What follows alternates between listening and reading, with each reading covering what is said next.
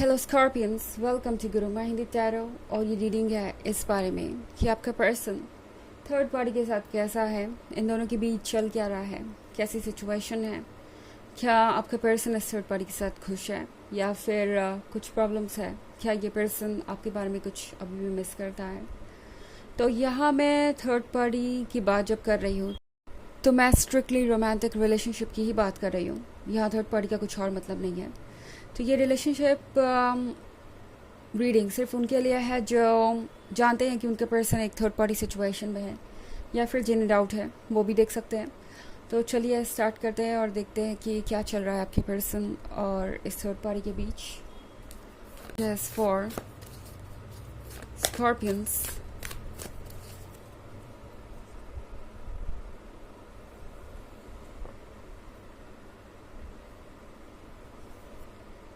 Ace of Wands, Nine of Cups, Seven of Wands, King of Cups, and Four of Wands. Okay. तो हमारे पास है Seven of Wands.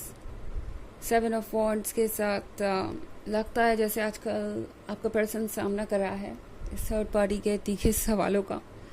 आपका person वही approach इस third party की तरफ अपना रहा है जो इन्होंने आपकी तरफ अपनाया। आपका पर्सन फिर से बहुत इररिस्पॉन्सिबल और केयरलेस एक्ट कर रहा है। आपका पर्सन शायद ऑलरेडी फ्लर्ट भी कर रहा है ओके दूसरे लोगों के साथ। लगता नहीं कि इस रिलेशनशिप को लेके उतना सीरियस है जितना होना चाहिए। कम से कम ये थर्ड पार्टी तो यही सोच रही है और इस थर्ड पार्टी के पास बहुत सारे सवाल हैं आपके पर्सन के लिए। ये थर्ड पार्टी बहुत इनसिक्योर महसूस करती है इनके साथ रिलेशनशिप में। इस थर्ड पार्टी को ये भी लगता है जैसे कि ये आपको कभी भूलेंगे नहीं या आपके टच में हमेशा रहेंगे। तो ये थर्ड पार्टी आपके बारे में भी काफ़ी सवाल पूछती है, दूसरों के बारे में भी काफ़ी सवाल पूछती है जिनमें आजकल आपका पर्सन इंटरेस्टेड नज़र आने लगा है। ये थर्ड पार्टी बहुत सफोकेटेड महसूस कर रही है। इस रिलेशनशिप में अब ब्रीथ करना भी मुश्किल हो गया है इस पर्सन के लिए।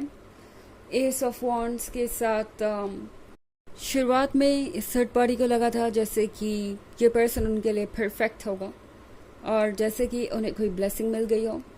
नाइन ऑफ कप्स के साथ शुरुआत में इन दोनों के बीच एक अच्छी केमिस्ट्री थी। इन दोनों को लग रहा था कि उन्हें तो एक परफेक्ट पर्सन मिल गया है, ये लोग एक दूसरे के लिए ही बने और कुछ भी बदलेगा नहीं।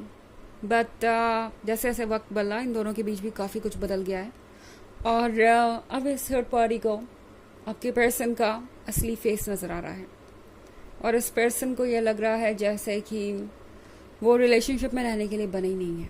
आपके पर्सन को ये महसूस हो रहा है कि वो एक रिलेशनशिप में रहने के लिए बने ही नहीं है और इसीलिए चीज़ और कॉम्प्लिकेटेड हो गई है। आपके पर्सन को ऐसा लग रहा है जैसे कि ये थर्ड पार्टी उन्हें कंट्रोल कर रही है, उन्हें बता रही है कि उन्हें क्या करना है क्या नहीं।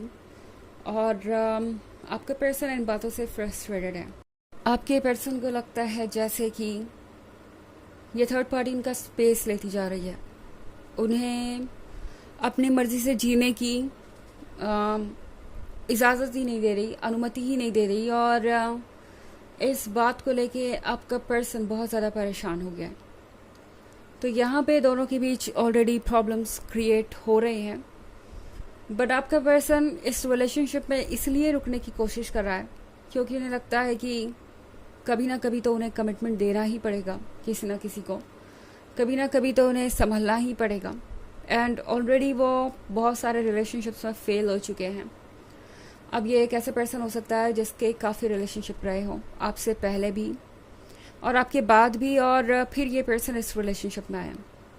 हो सकता है इन्होंने काफ़ी सारे लोगों के साथ कांटेक्ट किया हो, कोशिश की हो कि वो एक रिलेशनशिप में बदले, पर वो फ्लर्ट से ज़्यादा कुछ नहीं साबित हुआ। लाइक फ्लर्ट से आगे नहीं बढ़ पाई वो चीज़ें और अब इस पर्सन को लग रहा है कि इस रिलेशनशिप में रहना ही उनके लिए अक्लमंदी होगी क्योंकि ये रिलेशनशिप ही उनके लिए लॉन्गर टर्म में वर्क करेगा और फिर उन्हें किसी ना किसी को कमिटमेंट देना ही है।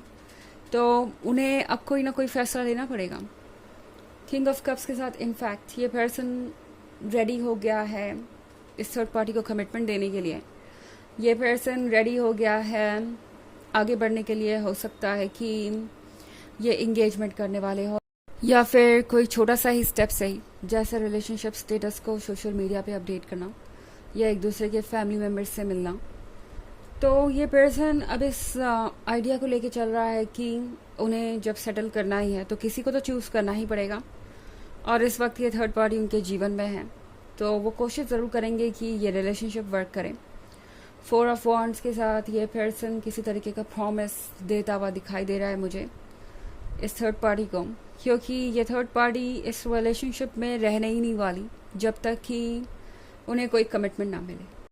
और ये बात आपके पर्सन को समझ में आ गई है। आपके पर्सन को पता है कि इस रिलेशनशिप को कंटिन्यू करने का सिर्फ एक ही तरीका है कि वो इस थर्ड पार्टी के सारे सवालों को फेस करे, उसका जवाब दे और commitment they.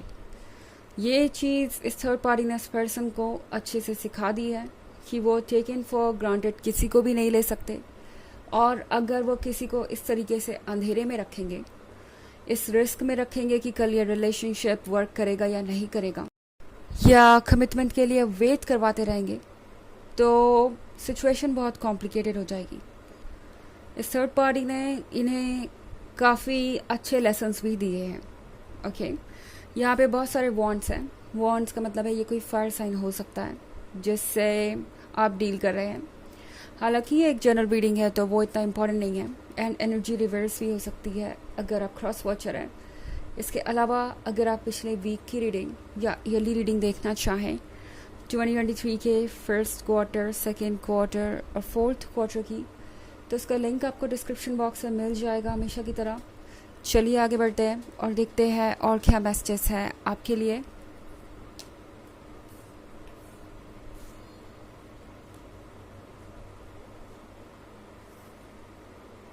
Judgment, Page of Swords, 10 of Cups, the World, and the Queen of Swords.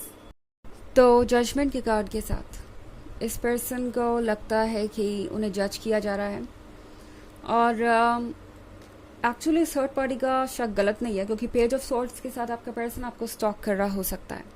Okay, इस थर्ड पार्टी को इस बात से भी परेशानी है कि क्यों ये पर्सन अभी भी आपके बारे में बात करता है, क्योंकि कभी कभी ये कर ही देते हैं आपका और उनका कंपैरिजन। 10 ऑफ कप्स के साथ ये थर्ड पार्टी उम्मीद कर रही है कि सिचुएशन बदलेगी।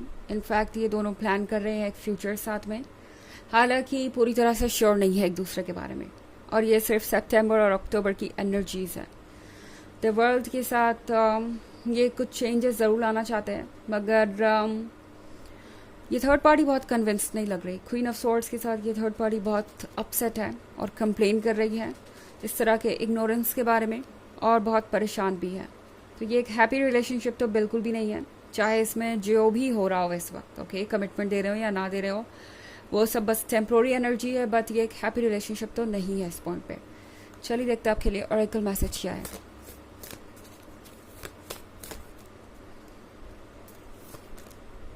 Sisterhood of the rose, beauty and devotion, priestess, mystic, teacher. तो ये कार्ड आपसे कह रहा है कि फिलहाल आपको ज़रूरत है अपने आप से कनेक्ट होने की। इस पर्सन को तो आपका वर्थ पता ही चल गया है, लेकिन सबसे इम्पॉर्टेंट है कि आप अपने वर्थ को दोबारा जानें। हो सकता है इस पर्सन ने आपको एक तरीके से ये फील करवाया हो जैसे आप लेस इम्पॉर्टेंट हैं और बाकी सारी चीज़ें, बाकी सारे लोग ज़्यादा इम्पॉर्टेंट हैं। वो बातें मायने नहीं रखती, क्योंकि ये पर्सन हमेशा अपने फ़ायदे और नुकसान को देख के चलता रहा। इससे आपका या किसी और का कोई लेना देना है ही नहीं। ओके, तो आप एक टीचर है, एक मिस्टिक है और सब कुछ जानते हैं, तो सच को ट्रस्ट कीजिए। तो ये है रीडिंग इस बारे में कि ये पर्सन और थर्ड पार्टी आजकल कैसे हैं। आई होप आपको अच्छी लगी होगी। Thanks for watching, till next video, bye.